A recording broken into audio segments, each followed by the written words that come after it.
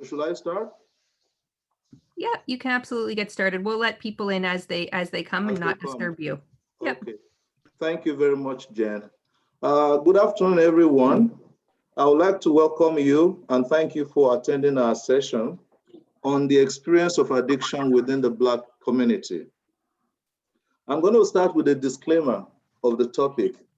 There is no universal experience of addiction within the Black community in Canada. This is just a snapshot of what we know. My name is Akin Taiwo, and I'm an assistant professor of social work at King's University College at Western University in London, Ontario. And I'm presenting with my new friend and colleague, Esther Monari. Esther. Hello, everyone, and welcome. Thank you for joining us. My name is Esther Monari. I am a doctoral candidate at University of Western Ontario. My focus is the experiences of families who are struggling with relatives or family members struggling with substance use disorders. I am also a clinical instructor with Centennial College and Ryerson Collaborative Program. And I do also work part-time with the University of Western Ontario. I am also a certified psychiatric and mental health nurse and also a certified gerontological nurse here in Canada. Thank you. Thank you, Esther. Yeah. So as Africans, we will use the storytelling. We will use storytelling as our methodology. We will draw on Canadian history, academic literature, and personal experiences. One story will be used as case study, as well as constant comparison to other cases, both implicitly and explicitly. So we invite you to think aloud with us.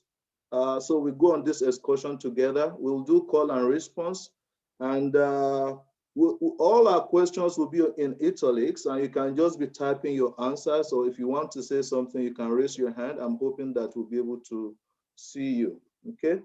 So let me introduce you to Zachary Khan. His story will be the anchor for our narrative and our analysis, okay? And his story is an excerpt from a larger story written by Jennifer Yang for the Toronto Star on May 4th, 2017. That was 4 years ago. So in the spirit of participation, we've asked Jennifer to help us read that story. So Jennifer, so this is the story that you read for us. Thank you. I have to move a little bit closer. My eyesight's not that great. I've been staring at the screen so long. Oh, sorry. No, it's perfect. When Zachary Khan moved to Toronto in grade 9, he noticed that people started to see him differently. Back home in Guana, Khan looked like every other kid. In Toronto, he was one of 2 Black students in his grade. He could never shake the feeling that his teachers liked him less. Khan was suspended 8 times for tiny things, he says, other kids got away with. And when someone he knew was mugged by a Black person, Khan was baffled to find himself suddenly accused. By the end of high school, Khan was struggling with anger issues, depression, marijuana addiction, and a brush with the law. His mother worried he was spiraling. But today, the 26-year-old is studying tourism and hospitality at George Brown College, and he feels healthier and more productive than ever before. He knows exactly who to thank. One is his family. The other is SAPACCY, Substance Abuse Program for African, Canadian, and Caribbean Youth, where staff not only worked with him to overcome his addiction and anger issues, they supported him in court, helped his family members with their own struggles, and provided a space where Khan felt seen and heard. I'm going to be more comfortable with someone I can relate to, he said. Just the atmosphere, you feel much more comfortable, and with other programs, certain things are just lost in translation. My mother couldn't have dealt with me without SAPACCY. I don't think anyone in my family would be where they are right now, he continued. They make a big difference. Thank you very much. Thank you. Thank you. All right, so you can start, Esther. Okay, so when Zachary Khan moved to Toronto in grade 9, he noticed that people started to see him differently, and you have heard it from Jennifer's reading. So this might be the problem of perception. Why do you think people saw him differently? Just like we're just talking and brainstorming what you think could be the reason why people saw him differently. Or what did they see on him? And who did they see? And then what was any suggestion or an idea? No, no problem. Okay. I can't see anything written, but I know that people are typing. But what I would like you to know, whatsoever you're typing right now, why you think people saw him differently, is based on epistemology. Okay, I can report some participants have saying because of skin color, because of accent, and also, skin color. Okay, yeah. All right. Thank you, Esther. Thank you. So I have this term here, ocular epistemology. Epistemology is about the nature of knowledge. What do we know and how do we know it? Ocular epistemology is the epistemology of the eye, the gaze. The gaze could be both personal and professional. Is the eyes see what the eyes want to see. What do we see and how do we see it? Kant noticed that people perceived him differently. He probably couldn't put his finger on it at first, but he knew that something was not right. How do you interpret what you see? How do I know what's red or brown if I haven't been taught before that time? Kant probably fell into the stereotype of Black people when he got to Canada, and that's a caricature of his humanity. Okay, so remember back home in Guyana, Kant looked like every other kid. Kant was not distinguished by race back home. And many of us are not Black until we are placed against whiteness or in a white environment. So what does it mean to be different?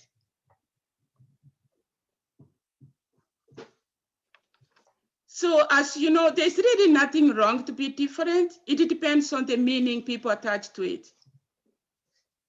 So the process of colonialism, migration, and capitalism changes things.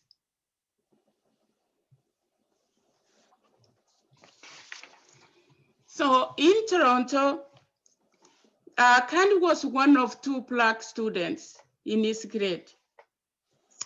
He was a minority and a Black person like many other Black people who have lived here in Canada for decades.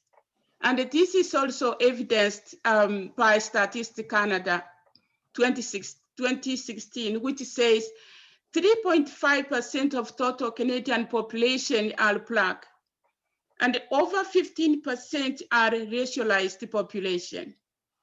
Also, over 94% of Black people live in the country's metropolitan areas. And Toronto having the largest Black population, about 37% of Canada's Black population. And more than a half of the Black population actually live in Ontario.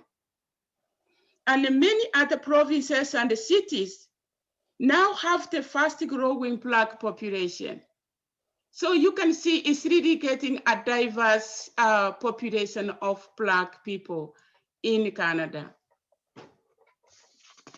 Thank you, Esther.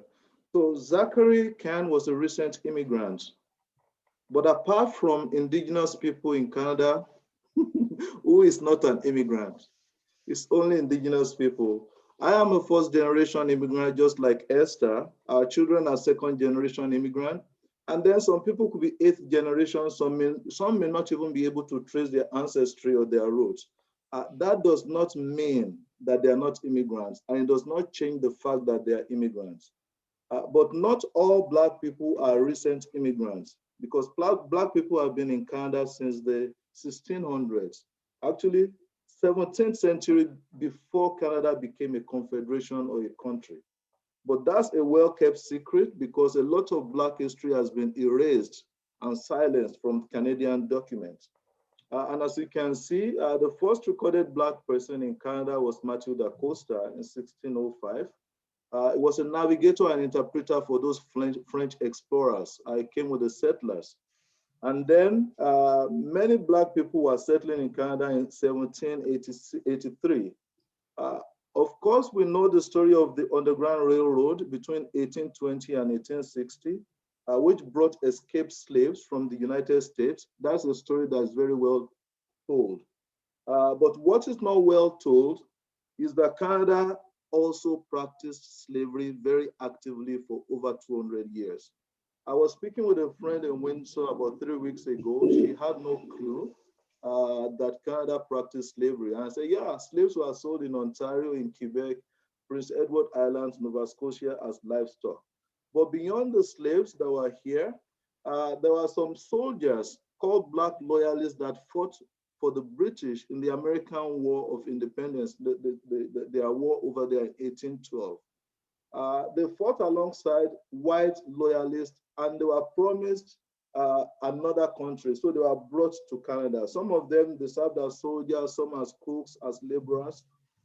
They were emancipated and promised education, employment, citizenship, land, but mostly they were denied. They were left to fend for themselves here when they got to Canada, even though the white loyalists got everything that the British promised them. It was so bad for the Black people at that point. Some of them were recaptured as slaves, and some actually went back to Africa. They went to Sierra Leone. And the other thing I found was over a period of time, shortly after that, the names of the Black loyalists were removed from the documents of Canada. But these are the things we have to talk about because Black people have a very long history in Canada. The Maroons was runaway slaves from Jamaica that they came. And then many years after that, domestic workers were coming from the Caribbean up until about 1910 when the immigration system changed and they stopped admitting Black people. The excuse was that, oh, they cannot live in a very cold environment, which is really, really interesting. So racist immigration policies banned Black people for some time until 1967 when Canada introduced the point system. And the point system brought in highly skilled immigrants, otherwise known as the economic class from developing countries. And that's why the average Black immigrant is already a graduate because many of them are educated, many of them are already wealthy in their country before they came in here. And that's why they come in here, they're underemployed, they are de-skilled. You find doctors driving cabs or delivering pizza. So highly skilled immigrants have been coming, especially since 1967. And of course, Canada has opened its borders for a lot of refugees and people came from different countries. So that is the story of Canada that should not be forgotten. All right, Esther? Thank you. So now I have 2 questions here to ask, and they are true or false. So my first question is, many Canadian laws, rules, and regulations and policies are a legacy of slavery. True or false? You can just say if you have to say or type it in. My next question is, discrimination was legal in Canada until the year 2050. True or false? But as you know, these 2 questions, the answers are both true. And we have references where it is documented. Thank you. You can go through, we have references here for you. And at the end of the presentation, also have 4 slides of references. And Jennifer has been so kind to also post this presentation. So if you want to refer to it. So yeah, it's true. Many laws in Canada were a legacy of slavery. There was a time when Black people had no rights. They were not even considered fully human. We know that about the history of Black people in the US. Not much is known in Canada, but Canada made laws that will put to death a slave that attempted to escape. And they had a psychological name for it also. They call it drapetomania. He should not be escaping. So if he's escaping, we have to punish him. We have to kill him. They had legislation that enforced segregation, both in the society and even within the school system. They had legislation that enforced discrimination. Even up till 1939, discrimination against Black people was still legal in Canada. But things are changing. I just don't want to be stuck in the past. You know, we had the Multiculturalism Act. We had other employment and equity laws. Yet, as you know, Black people still get paid a little less than white people for doing the same kind of work. All right, Esther. I think that's your section. Okay, so this is about Khan again. He could never shake the feeling that his teachers liked him less. Khan was suspended 8 times for tiny things he said other kids got away with. This is really interesting. Why did he feel that his teachers didn't like him? He said his teachers, not just one teacher. Other kids got away with stuff that Khan was not able to get away with. So it will be the story of visibility and invisibility. Esther, I think you have a story about your son here. Yes, actually, lots of experiences. When we come here, we go through lots of experiences, but I'm happy that we still stay strong. I remember my son was here the first year, he was in grade 8. And another kid, a boy, brought a toy gun to school. And my son was also, because we don't really keep toy guns back home, you know, they get to see them here. So it was like, can I see? And actually was suspended for 2 weeks for just being found with a toy gun. Even despite that, that other kid said that, no, the toy gun was mine, give it to me, I'm the one who brought it from home. So my son was suspended for 2 weeks. And actually that was almost at the end of the year, he was doing his exam. He was really affected by that. So our children do go through situations. I don't know why they didn't trust him, or they didn't trust the other kid who said, no, this is my own toy gun, but he was actually punished by being suspended from school for 2 weeks. Yeah. Thank you. Black people don't get away with tiny things because they are too visible and they are already under surveillance.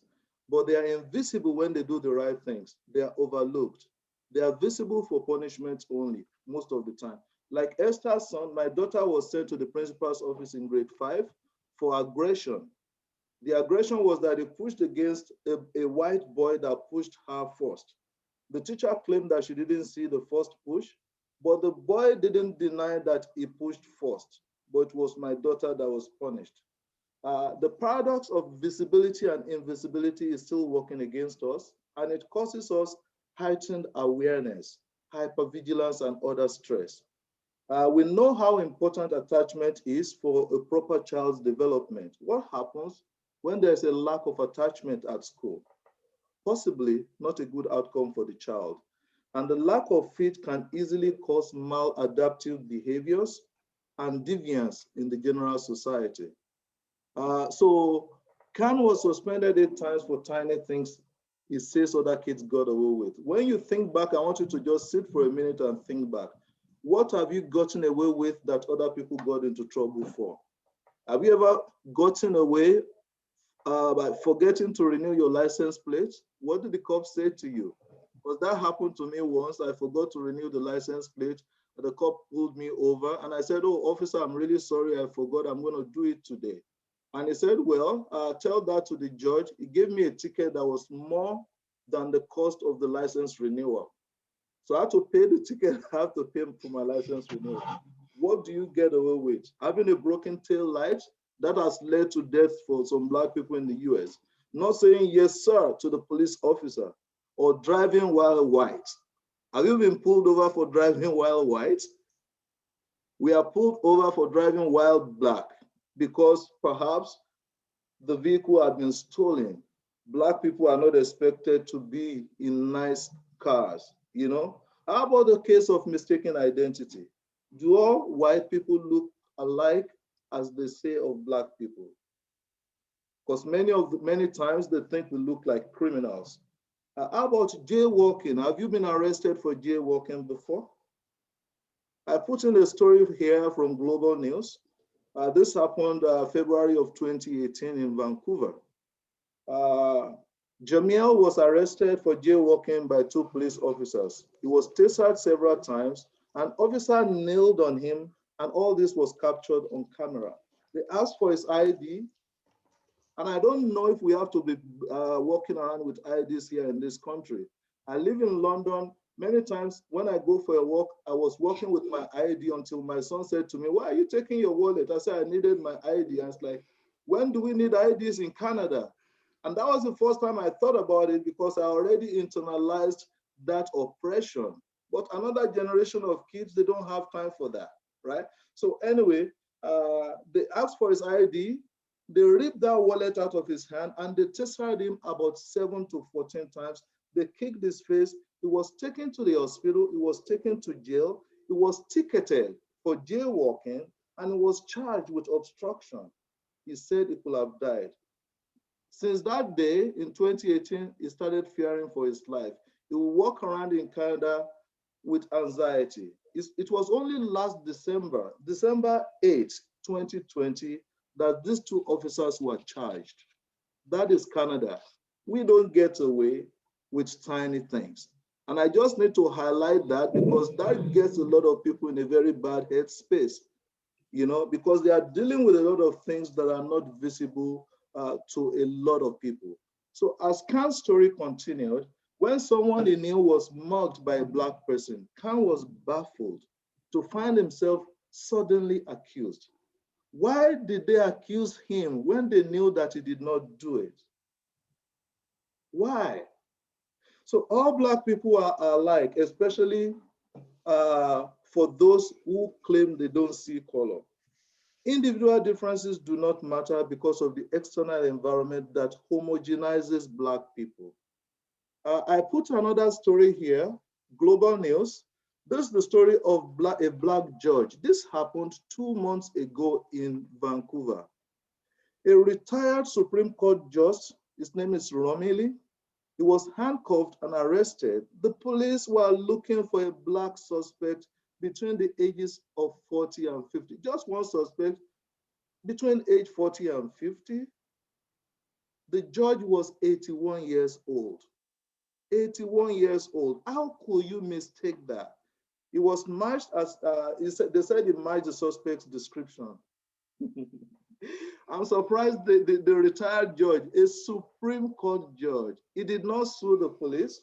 Actually, I wonder why he did not sue the police, because I would have tried to do it. But that could be very embarrassing, highlighting something that he would really have wanted to go away. He's been on the bench for many years there.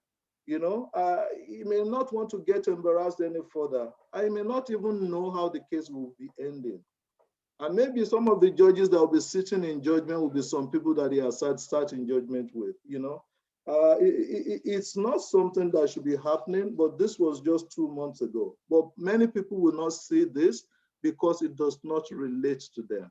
But we have to know that Black people are not the same. We are heterogeneous in terms of our culture, in terms of our heights, in terms of our ages, in terms of our immigration experience, in terms of our qualifications, right?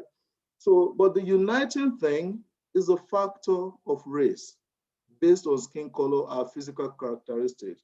And that gives us the experience of oppression, experience of racism, and the experience of microaggression, which is all these slights, all these insults. Sometimes somebody insults you, you look back like, did they just insult me? But we carry all these things through every day. So we experience oppression in terms of exploitation, marginalization, powerlessness, cultural imperialism, and violence. Sometimes the violence is directly to us, sometimes it's vicarious violence. We experience it based on the experience of people that look like us. Yet race in and by itself has no scientific validity. It is a social construction. But racism is a phenomenon that negatively affects those who are racialized, people of color. But as a social construction, race has value in a white-normed society. Race is used to place value on some people and not others. So that's what brings us to critical race theory, because it's going to help us to understand the society that we belong to. We all have theories that we use, and our theories are ways of saying things based on the fundamental beliefs that we have about people, about things, about places. Critical race theory is an organized way of thinking about the society, which guides the way we as Black people exist in the society. So critical race theory describes and explains how the structures and institutions of society are arranged in ways that do not benefit racialized people. It holds that racism cannot be avoided because it's an inherent part of the culture and society. We live it and we breathe it every day. Critical race theory recognizes that whiteness is the default, the dominant, and the invisible norm. It's a system of hegemony and dominance. It holds that social structures, which are maybe schools, hospitals, organizations, even churches, social structures are invisible machines of white supremacy, whether it's accepted or not, but that is what it is. And the laws and the rules and policies that guide them, they are not sensitive to the needs of non-white people. So critical race theory helps us to understand why Black people's experience social exclusion, marginalization, and alienation in a society, and why racism could tie them to social immobility, confining them to the circumstances of their birth or of their color, irrespective of their ability, of their talents, and their accomplishments. Critical race theory will help us to explain why a group of Black adolescent boys walking across the street may be no good troublemakers, while a group of white adolescent boys are just enjoying the evening breeze in their cute company. That's the shaping of perspective.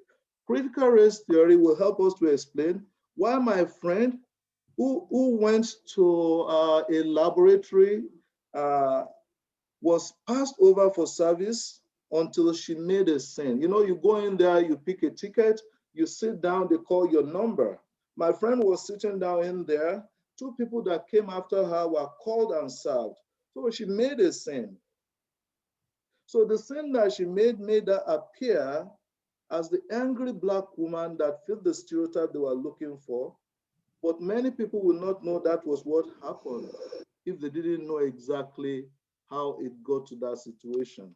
Critical race theory will explain why Black and ethnic hair products were under lock and key while white hair products were on the shelves as essential during the COVID-19 restrictions. Critical race theory will explain why a Black settlement called Africville was easily destroyed under the guise of urban construction. That was a place in Halifax. They removed the Black people, took them to the edge of town. They lost their homes, they lost their church.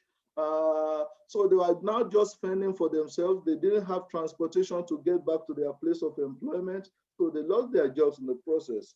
But 50 years later, my people, there was no reconstruction.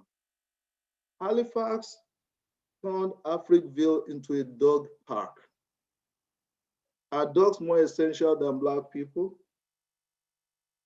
That is what critical race theory will explain to us when we look at all this. So I don't want to forget the story that happened last June. This is last month, June 21st in Montreal. A 15-year-old teenage boy was handcuffed by two police officers. They kneeled on his neck and they said he had a stunt gun. That was last month. They kneeled on his neck like they knelt on George Floyd's neck, but this one did not result in any fatality. It was carried by the news, but it didn't go, it wasn't circulated so much. So critical race theory will explain why most Black businesses don't have access to loans, and government last year and this year, the government of Trudeau had to create a fund for them. And because banks will not give them loans because of stringent extra conditions that were placed on them. Yet people are still saying, why are they doing that for Black people? Why can't they apply like regular businesses? Critical race theory is not about making white people feel guilty. It's been portrayed by a lot of Republicans or Republican states in the US because they are now banning the critical race theory from the curriculum or from anybody that's working for the government because they are thinking that it's making white people feel guilty. It's not about guilt. They say it's making little white people hate themselves. No, it's not about that. If a 5-year-old boy can experience racism, I think a 5-year-old white boy could learn about that. It is not about portraying people as being bad, but it's about understanding societal inequities. Many white people believe that the world is just. They believe in the just world theory. You don't get punished until you have done something wrong. We as Black people, we want to believe that too, but we live in a very different world. But we look forward to a time when critical race theory will become irrelevant, because I know that we can transform the society. That's what we are hoping for as social workers. And I'm hoping that you can be anti-racist in your approach so that you can also hope for a society that's actually more equitable. So, and that brings us to intersectionality, because it's connected, because not all Black people have the same experiences. Intersectionality explains the complex interplay of all our identities and the way they produce similar or different experiences. So we have social identities like our class, our age, our sex, our sexuality. Social identities also intersect with the social determinants of health, like poverty and education. Of course, we know that poverty drives people also to addiction. Though we are both Black people, Esther and I will have different experiences, qualitatively so. Yet, Black people, there's no Black people that is untouched by racism. So we'll go back to Zachary Khan's story. Esther, you can take it from here. Yeah, thank you, Akin. So, so I'm just gonna continue with Kenny's story. So by the end of high school, Kenny was struggling with the anger issues and the depression. And I have this question: what do you think are the effects of racism? Anybody to tell us, or just a chat, or if you wanna speak, that's fine. So what do you think are the effects of racism? Okay, so I remember my daughter, she was just finishing high school when marijuana or drugs were legalized here in Canada. Actually, I was upset about it because I said, our own Black people, they are struggling with racism and they are predisposed to drugs. And then my daughter said to me, Mommy, that's them legalized, because that way they are not going to punish Black people if they find them with some form of drugs. And I said, yeah, sure, it really makes sense. So she knew if they legalize it, then at least they would not be punished. While if they are illegal, they would be punished for anything small, they would be found. So I'm just gonna say some of the effects of racism include shame, guilt, anxiety, depression, like in the case of Ken. It can also make somebody use more drugs. It can also cause even some medical health condition like hypertension. It can also cause diabetes. And also it can cause other health related in the family. So all of these problems are just greater than the individual. They are systemic. So racism is systemic. It has a huge impact on the health and well-being of Black people.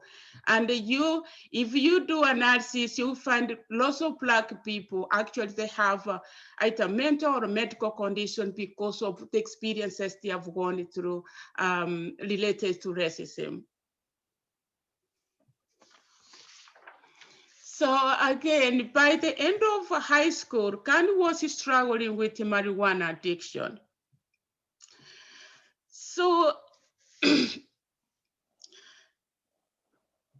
it that, so we find that actually it's documented that about 275 people used drugs last year, and over 36 million suffer from drug use disorders worldwide.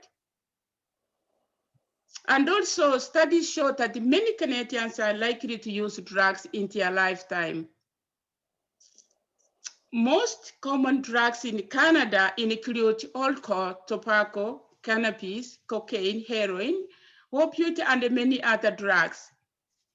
So drug use has increased public health and safety concern to the family, community, and the society with great cost to the Canadian economy. So for example, the drug use cost Canadian 46 billion a year. So you can imagine 46 billion a year of money going because they are using it because of a drug addiction.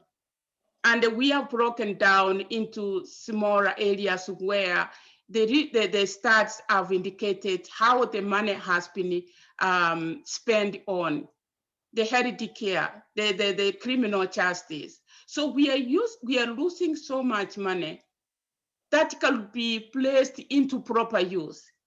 But because there's so much racism associated with the drug use, now we are incurring so much. How do we approach the root cause of this so we can control the expenditure that we are facing and put this proper money into proper use? Thank you. So I'm going to, again, by the end of high school, Candy was struggling with marijuana addiction. So why do people use drugs? I'm just asking a question. I know you might have experience of why people use drugs, or you might have that knowledge. So why do you think people use drugs? So people may use drugs for different reasons. For example, for own enjoyments, to relax, to socialize, or to cope with stress. And also they can use it as painkillers. And it may not interfere with one's ability to function from day-to-day activities. However, the use and the misuse of these drugs can lead to physical and psychological dependency, causing severe harm to the individual normal functioning. So what is really addiction? Anybody with a question? This is an interactive, so you can just say what you understand about addiction, or just you can throw in a chat. So I'm just gonna say, from my understanding of addiction, it is an uncontrollable use of psychoactive substance despite harmful consequences of using it. And this includes the strong craving to take the drugs. Now, what are the signs and the symptoms or effects of addiction? So I'm just gonna say, so the specific symptoms of addiction can vary depending on the individual and the type of drugs, and also the length and the frequency of use. However, some common ones include mood swings, anxiety, depression, irritability, agitation, even decreased motivation or withdrawing from previous enjoyable activities. It can also result to unemployment or a dropout of school.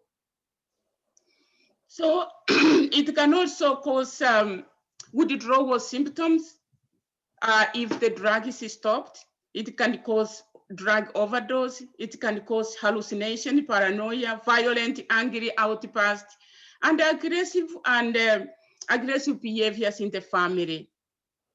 And also the effect of addiction can also include some medical conditions such as cardiovascular disease, liver damage, stroke, heart attack, impaired decision making. It can also cause broken family relationships, difficulty managing finances. It can also result in accidents, like road accidents, or legal problems and imprisonment and the many other effects that this effect of addiction can bring into the society. Thank you, Esther. So by the end of high school, Ken was struggling with marijuana addiction. So we believe that Ken probably used drug as a coping mechanism. So because drug can be used to mask the pain, you don't feel what hurts. It exceeds the biological parameters of the brain and body, according to my senior colleague and mentor, Rick Cernick. I salute. Yeah. So when the environment fails to facilitate development, that environment is toxic. The toxicity of social ecology leads to atypical coping methods, according to Unger. And that's a kind of hidden resilience, even though it's a non-normative substitute adaptation. So for instance, indigenous students ran away from school to maintain a sense of identity. It's unfortunate that many died in the process, and graves are still being discovered in 2021. Black students also are dropping out of school because of marginalization, exclusion, and excessive punishment. But could that sometimes be a protective factor? Some people deal with drugs because they lack good employment opportunities. And of course, we know of gang involvement as a substitute for safety and protection. Addiction is a very complicated issue for the Black family and community. Esther. Thank you, Akin. So we did find that actually there's limited race-based data on drug use in Canada, especially on Black population. And the available data on the prevalence of drug use among Black people was retrieved through a review of 25 articles by Nguomo 2021, which reported that the overall prevalence of substance use among Black population varied greatly as indicated below. For example, Black people used alcohol between 65 to 100%. Cannabis was found to be between 12 to 40%, and cigarette 5 to 27, and hallucinogens was about 4%.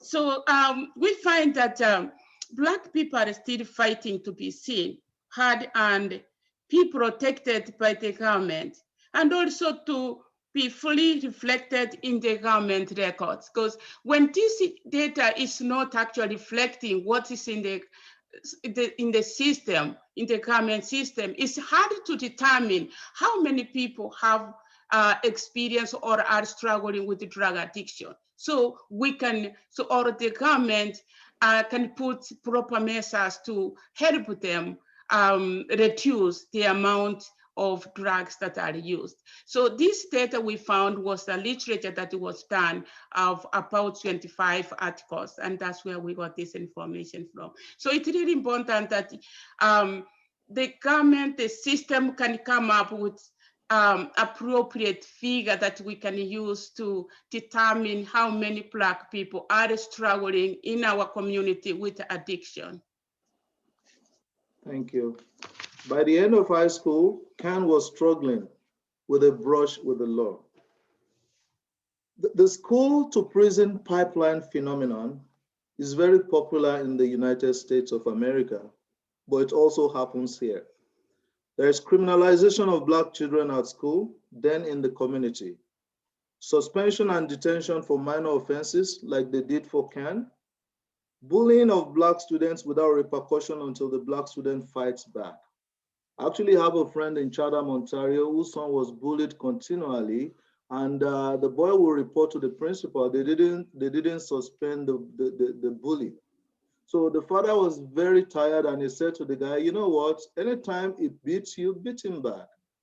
So that same day, the boy was bullied and he beat that person back. That same day, the black boy was suspended. And that is the story that we keep on hearing all the time. At any rate,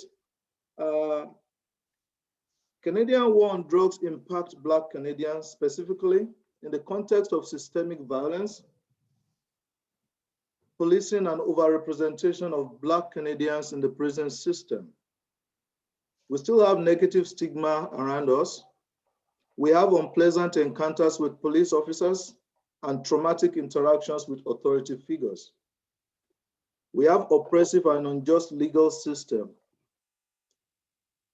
Yet, most times, authority figures usually face no consequences for their actions.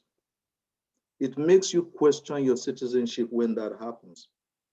Some scholars emphasize that while the Canadian Police Force promotes equity and inclusion, their practices often do not reflect that. Black, Indigenous, and people of color, also known as BIPOC, the youth feel distrustful of the police and the criminal justice system, and they are aware of the biases against members of their community. They experience heavy police presence and are under surveillance. It's very easy to make mistakes when you're always being watched. My son's friend was stopped by a police officer about 2 years ago.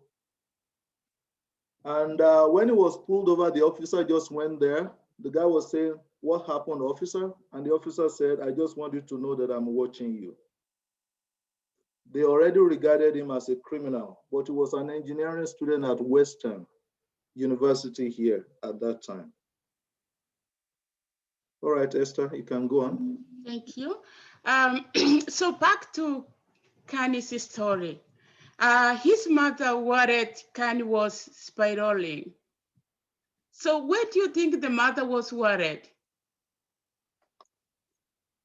Because as you know, any mother or any parent could worry about the worsening situation of our children. So we know that addiction affects everyone in the Black family, irrespective of the person with the drug use. So addiction has a great effect on family. As I mentioned earlier, addiction can dismantle the family relationships, can cause violence and aggression. So addiction also has influence to younger children in the family, or children may be exposed to an unsafe environment. I have a family, community family, actually who had to let the son go to a homeless shelter because they thought it was causing a negative influence to younger children. And it is really painful because you have to let your son go to a homeless shelter because you try to prevent the younger ones. And a lot of the time you find families, they get into a dilemma. Should they let this one go, or should they keep them home so they can continue to support them? So Black families face lots of dilemmas, trying to decide whether they should let this one go to protect the younger ones or just keep their children back home and deal with all of them. But sometimes you don't know the consequences of the other younger ones if they influence. So, and we find that there's a lack of knowledge on how to deal with addiction. And that's why, Black families don't have that knowledge on how to deal with addiction. So there are some barriers even to help seeking in Black communities. That may include lack of awareness, even how to detect the negative signs and the symptoms of drug addiction. Sometimes they don't know. They may think, more especially these young people, it's a transitioning stage from adolescence to youth. So it's developmental stages. Maybe the behavior is normal, but actually it is actually escalating into addiction. By the time they realize maybe their children have gone down 2 years with addiction. So these are some of the knowledge that we need to be empowered in the Black community to help us detect earlier and and also come up with a solution or approach for help before the situation gets worse. And also we find that there's also lack of trust with the healthcare system, and this can cause hesitancy to the family seeking help. Because sometimes I have seen actually a child has been taken, or not really a child, but a young adult, a child has been taken to hospital, to jail instead of going to hospital because it was impairment associated with the drugs, but actually went to jail and was charged in jail when he could have been taken to mental health facility to receive treatment. So we find there's a lot of stigma in communities, and that's why you find many families are very reluctant to share their problems because they don't know how it's going to turn out in the hands of police or in the hands of the healthcare providers. A lot of the time, Black families would call police to come and de-escalate the situation, but actually make the situation worse. Either the child is shot or is injured. Something that we expect and trust police to come and help us, but in the other way around, come and cause more injuries. So there's also families may experience feeling of shame or guilty, trying to keep their problem secret or isolating or minimizing contact with others or avoiding actually discussing openly for fear of even people judging them. So one of the things also Black families try to do is to be involved in religious practices. So they try to pray about it and hoping that one day their relative or family member will change. However, there's also lack of appropriate services or cultural tailored programs to support Black people. And because of this, there's also fear of being mishandled and discriminated by the healthcare system. So if we can have programs that are culturally tailored or have Black people clinicians where our own Black people can trust them or be comfortable to open up, like in the case of CAN, it would make the programs more beneficial and more appropriate to our own family members who are struggling with addiction, and also support family members also who have that person dealing with addiction. So there's fear of being mishandled and discriminated, and also there's fear of being punished or victimized. And as I said, we have lots of Black people who are going through addiction because of situations, circumstances in the community. But actually, instead of being taken to a facility for treatment, they may be victimized and end up in jail. I have a community child who went to jail and actually was really psychotic, was very sick. So you see the jail staff are managing somebody who is very psychotic, who could be in the healthcare system to receive appropriate treatment.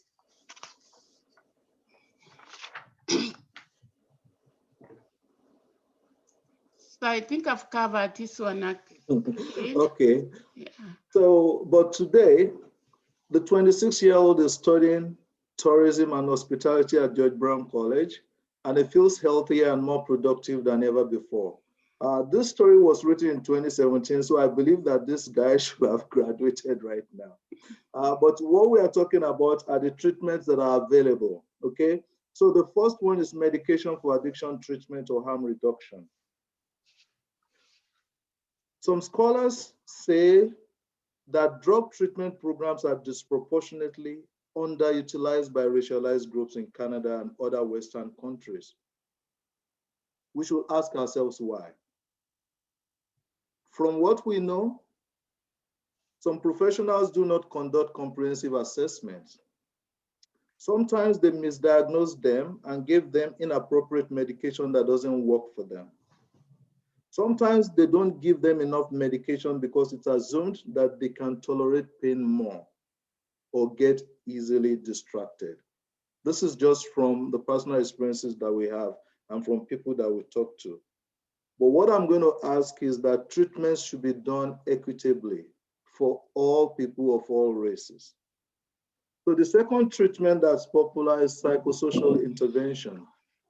The regular mutual aid groups, 12 steps programs, they are very, very relevant for our people.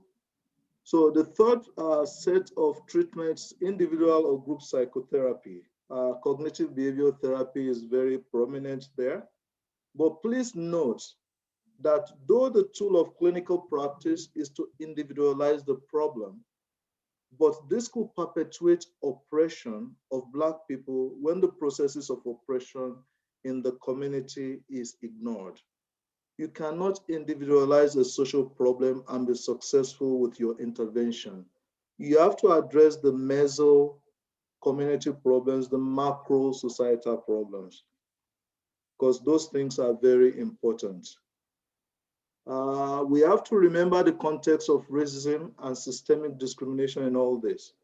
I personally have experienced emotional and race-based traumatic stress that I would have lost myself in the bottle if I drank. It wasn't just my problematic thought pattern or my anger or depression. It was the social ecology. It was the environment. It was the community. So the root cause of addiction may actually be in the trauma that Black people experience. You cannot think your way out of racism. It doesn't matter how good you are at cognitive behavioral therapy. You cannot think your way out of racism. Black people deal with chronic societal stress all the time, every day. But yeah, we believe that the society can be transformed. We can live in a just society. Many years ago, it was Pierre Trudeau that was calling for the just society, and he was saying that Canada should be a just society.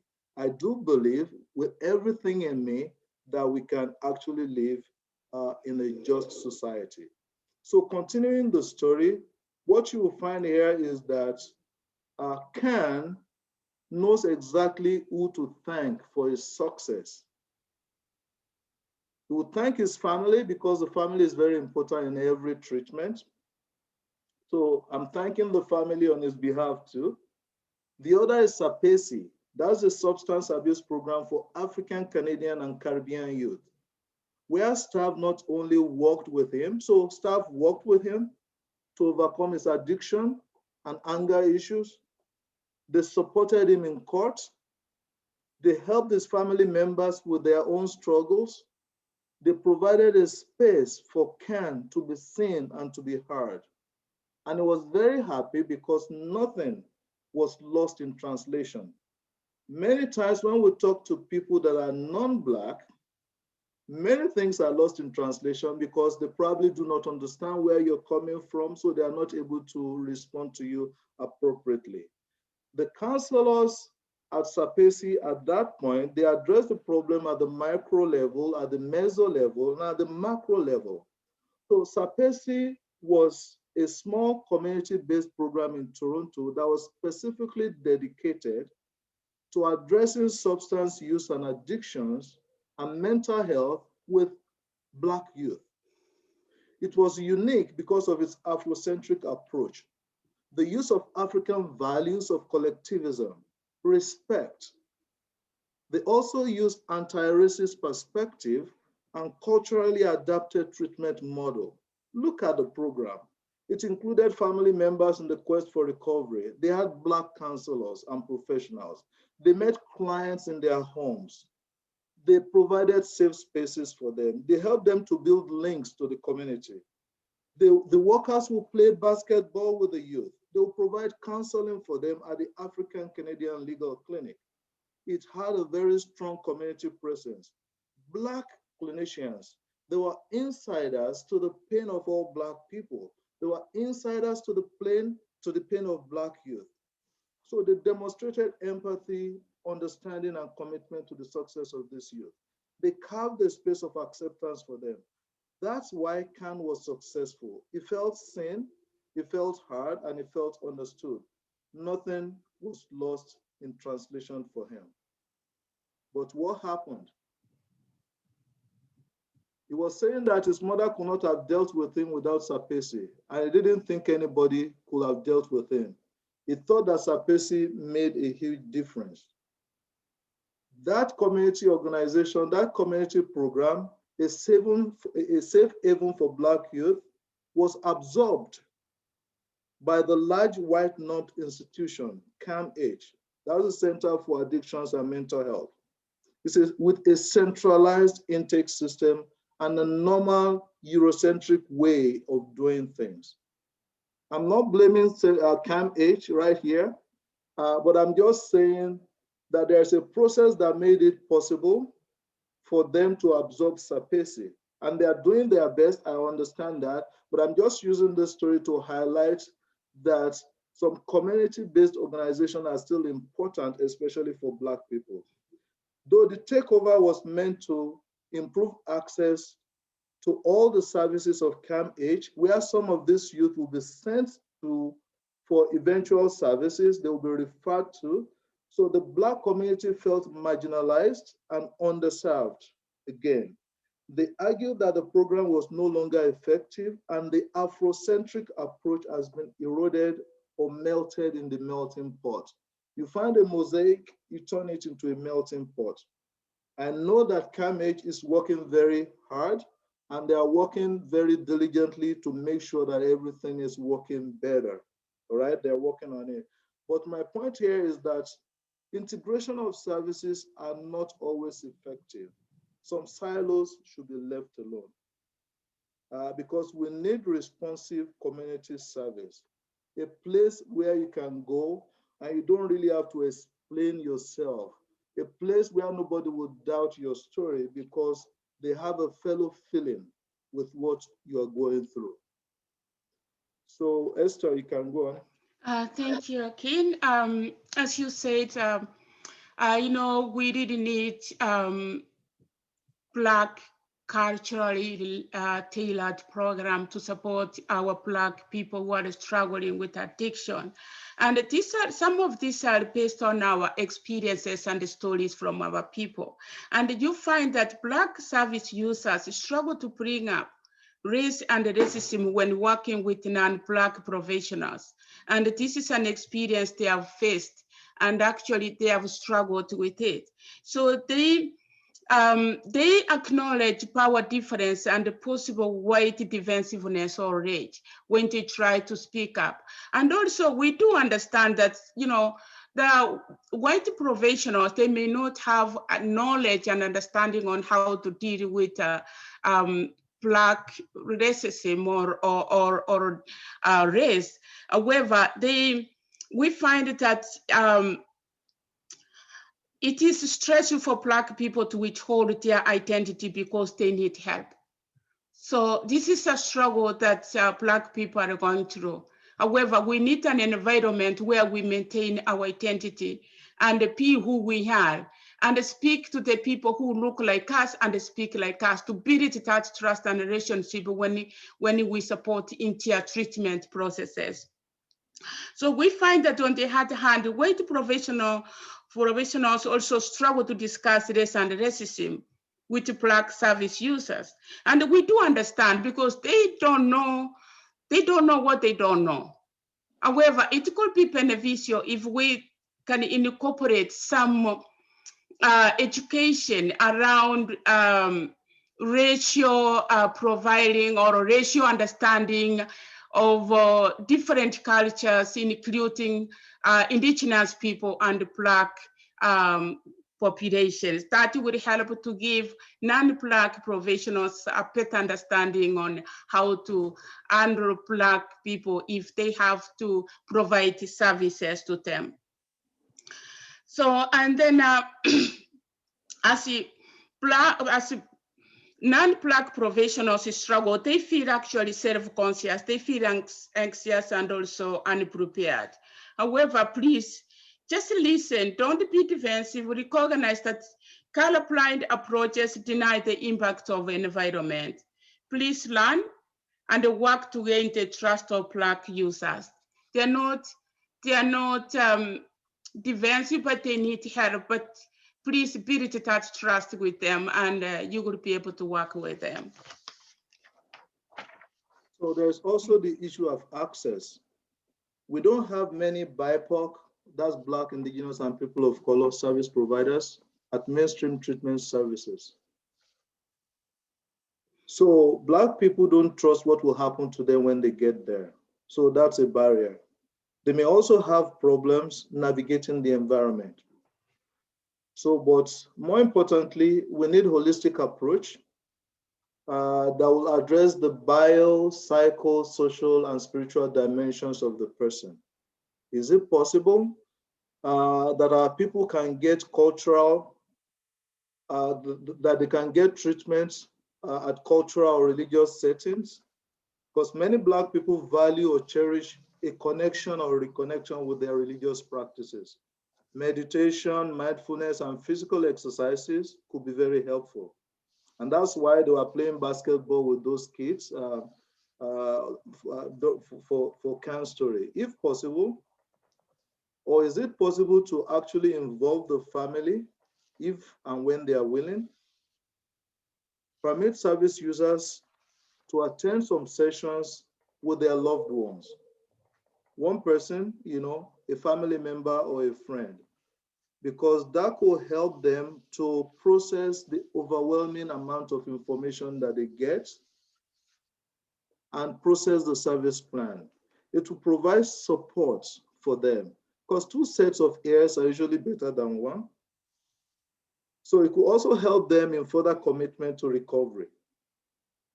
Scholars have said when families get involved in recovery, outcome is better for the member in treatment.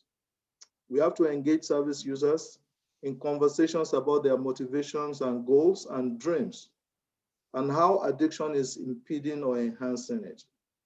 There may be more training that's needed, but yeah, we all have to undergo professional development from time to time. So if you have the need to go for training in these areas, I will urge you to. Esther. Thank you. And also, as Akin said, please do not dismiss Black people's experiences of racism. Just be there for them if they have to share with you. Just listen. You may not have the answers, but be there for them. And also, for Black service users may not always be polite. They may be agitated or irritable, but please don't subject to disciplinary measures like more frequently. We do check urine toxicology tests or more dismissal from the program than our white service users. Just be fair and extend our courtesy to them too, because they also need some help. They may not be able to advocate for themselves, but they need help. Take a moment to explain, for example, medications or treatment plans. They become very anxious if they don't understand what treatment they are getting. So it's important if we take time to explain and let them understand. And also, know them beyond the addiction. Let us understand them as an individual, not just their addicted person. And that would make a big difference in our Black community, people who are struggling with addiction. Thank you. So for policymakers, we just want you to know that we need more therapeutic services instead of punitive treatment. If you are able to, fund services for interventions, for rehabilitation, for psychoeducation, more than criminal or correctional services. So separate criminal justice issue from public health issue.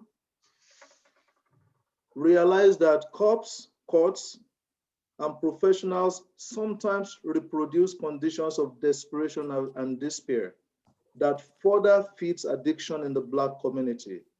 It's a kind of complicity, and I believe that can stop. There's a sad joke that when drug is rampant in poor white neighborhoods, it's addiction and public health issue that requires medically assisted treatment, harm reduction, safe injection sites, and rehabilitation. The same drug in a Black neighborhood is treated as a crisis and crime that deserves punishment. to use an American pop Can you see what culture. your man is doing? He just landed from space. I didn't even know he has been married for 47 years. So to use, I don't know why. Can that person mute? Give us a sense of how the excitement's building. Thanks so much, Amanda, for having me. All right, so just the enthusiasm is growing so much. People are so happy. Jen. I'm muted. Okay. So I'm just running off. And to use the American pop culture example, you cannot treat Demi Lovato with overwhelming love and support while you regard Lamar Odom as a crackhead that spiraled out of control. We want you all to treat Black lives as if they matter, because yes, Black lives matter. Thank you so much for listening to this presentation. We're saying if we have time, these are possible breakout exercise. So we want to see if we can put you in 3 different rooms. Jen, if you can help us with this. We'd like to put them in 3 different rooms. Room 1, if you're in room 1, we'd like you to address the first question. What's your experience working with Black service users with addiction? What challenges have you run into and how did you address them? Group 2 will talk about critical race theory and intersectionality. How has it helped you to understand the problems of addiction in the Black community? If it has not helped you, do you think there's another theory that will work better? So you have to propose something to us here. So the last group, group 3, in what ways can professionals in the field of addiction be culturally sensitive? So those are the 3 questions that we have for you, and we can do the discussion for maybe about 7 minutes, and then we'll come back. You can have a representative of your group to talk to the larger group and let's know what you came up with. Okay, I can go ahead and put everybody, they're just going to be automatically broken into groups. So Yes. 20 And people. do we need to maybe, and by the way, I have, we have these reference pages for you. There are 4 pages of references. So is there a way we can actually copy this and put it in the chat so that it can be referred to? Because I'm going to stop sharing this screen. I am not sure. Let me figure that out. Okay. Let me start the breakout rooms to get everybody in them. Room first. Thank you so much for your attention. Yeah, thank you, everyone. We love to see you all here. Perfect. People are joining the breakout rooms. Yes. So it looks like they're jumping in. So Esther, you and I, we can stay in the main room. Yes, yeah. Okay.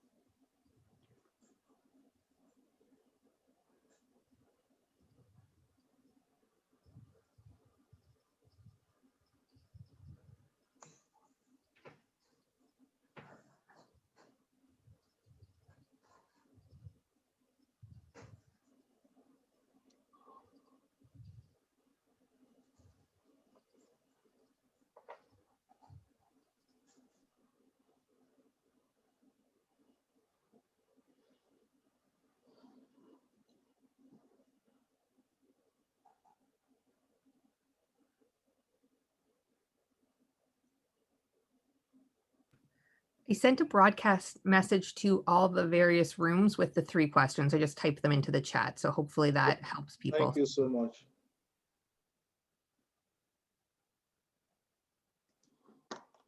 So I think I can stop sharing my own screen now.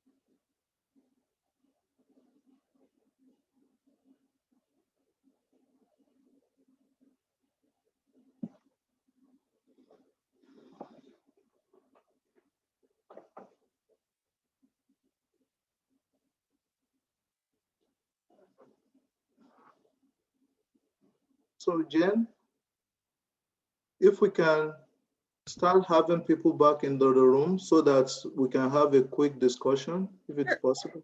I can close all the rooms. Yes, I think it will give them a minute to come back. Okay. Thank you so much. I'll send them a message to let them know, say, we will be closing the discussion.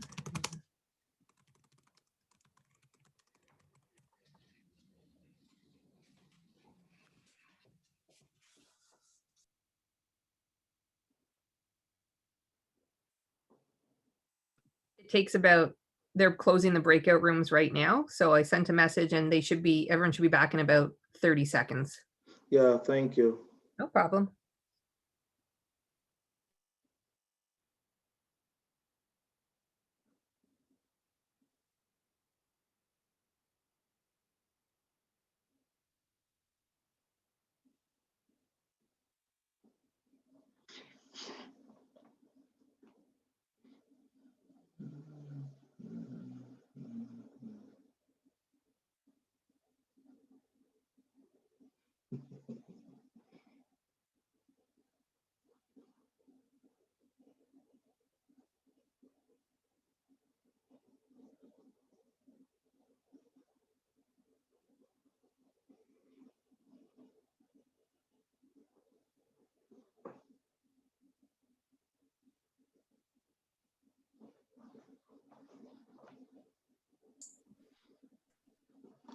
So thank you all for coming back.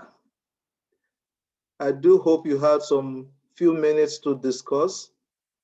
So for the sake of time, I would just want to go to the first group.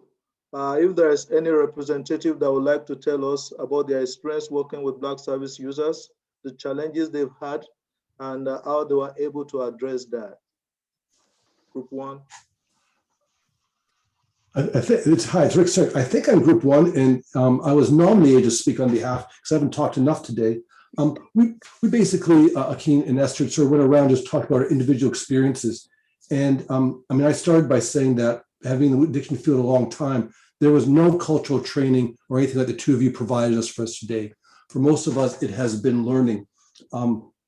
We had Blair, who was trained in the United States and is African-American, and his comment was coming to Canada, he has to learn more about Indigenous clients. So the other important comment that came through is a notion I think that you tried to explain today is that of humanism, is of listening. I mean, not being colorblind, but a wonderful comment someone made in my group was having an open heart and being open to the experience of the individual and seeing them. So I think your message of individualism really resonated with our group, is seeing people. And I think it reinforced for some of us who are older like myself and who weren't properly trained in working with people of different ethnicity and culture, that while our core values are important, is seeing the person and hearing the story is still a huge takeaway.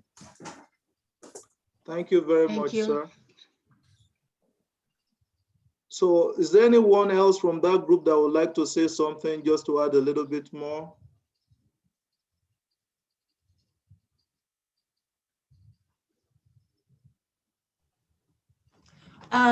We need to remember that all human beings are important and that we belong to the human race, but we also need to practice being humane in our approach to people and our connection to people.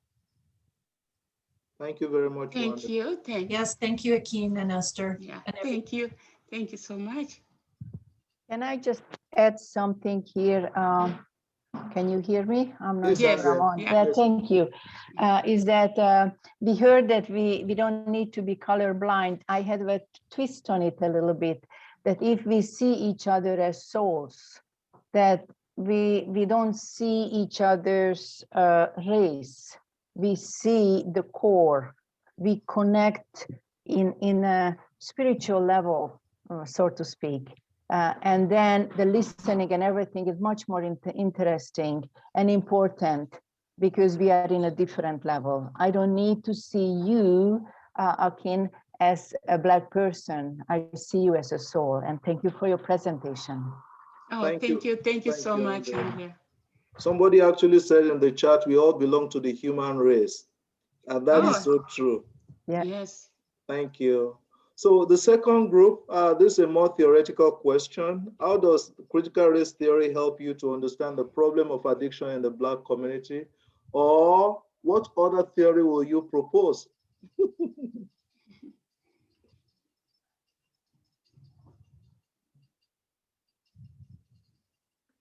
A representative from the second group, please.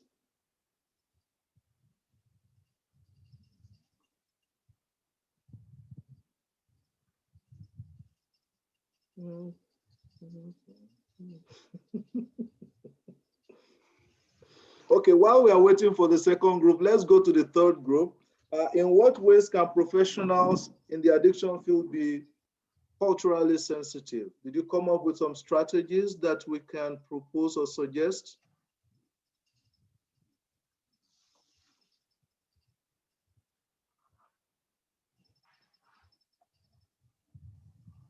Can you hear me? I'm not sure anybody's.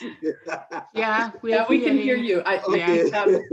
Because it's very quiet. We didn't talk about who was going to represent us, so I think I'm just jumping in, and then anybody else can add their comments in the interest of not having the silence when we have a deadline. You, Liz.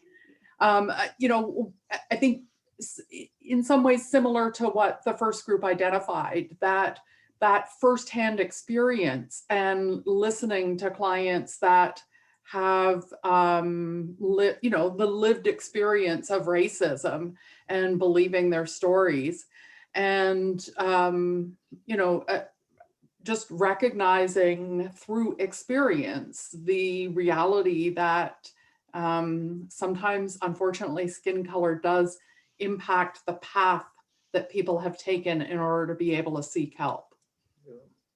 Thank you very much. Yeah, Liz. thanks. Thank you, Liz. Esther, do you want to add anything before we close this 127? Yes, I could just add that just to recognize that there are differences in cultures, and also making sure that your cultural beliefs and values do not conflict or interfere with the care you provide to your clients. So respecting that provide a culturally tailored care to that client. Even as nurses, we have College of Nurses of Ontario. We have culturally sensitive care. We need to build that cultural competency. And we have all of that as nurses. So we can also build cultural competence, not only for Black people, but for racialized people, as even Indigenous people. So let's build that cultural competency for the care that we provide for people who don't look like us and who don't speak like us. And if we do that, I'm telling you, we will work together and we will provide the best care ever to our clients, and we will make a big, huge, positive impact in our society. And thank you. Thank you very much, Esther. And on that note, I want to say thank you so much for everyone that attended this this session. Thank you to the organizers that invited us and the people that made that happen. And thank you to Jennifer for just going above board to help us out. We really appreciate you. Go have a great practice. And we are here. We are here for more support, more information if you need them. Yeah. Thank you. It was awesome. Thank you. All right. Thanks a lot.